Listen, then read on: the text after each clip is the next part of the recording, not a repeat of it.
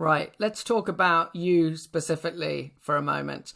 Freddie or Fiona founder, and thinking about yourself in terms of owning the responsibility for revenue. You might have brought in a sales manager or a sales director at this stage, but really they should be focused on execution of bringing new customers in and coaching that team. Ultimately, you still have revenue responsibility at this stage.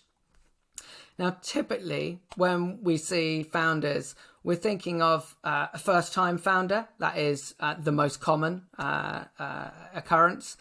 And typically, they come from an engineering background. So very much focused on the product. That's where the idea came from. And that's how you've got to this stage, is by building. And that just means that you probably don't have deep sales or go-to-market experience. You've been winning these first deals, you've been in those sales meetings, but you probably haven't scaled a go-to-market function previously, and that's okay.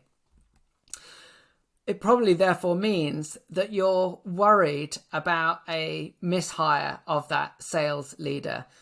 You saw that statistic. On average, during this phase, you go through 2.13 revenue leaders. That is mishires, and that can cause a 1 year, 2 year delay to your growth as you're building this function out.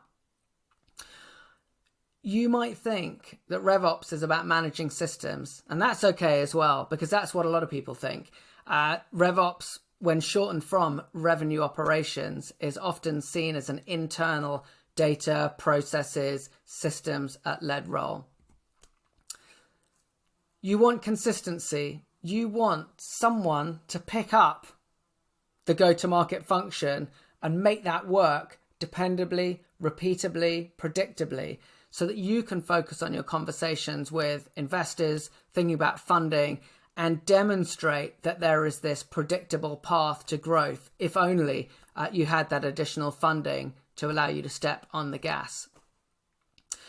You're probably focused on that T2, D3. How do we keep on that path? We need to make sure that we have this consistency on that growth trajectory. And you're probably thinking, I need someone that's done this before. I need an adult in the room. I'm thinking that I need a CRO. I'm thinking that I need someone from 4 or 5 steps ahead to come and help me. But how do I attract that kind of person? And can I give them the type of work that that person needs and wants? In the next section, we'll look at how can revenue operations support you as the founder in some of those objectives.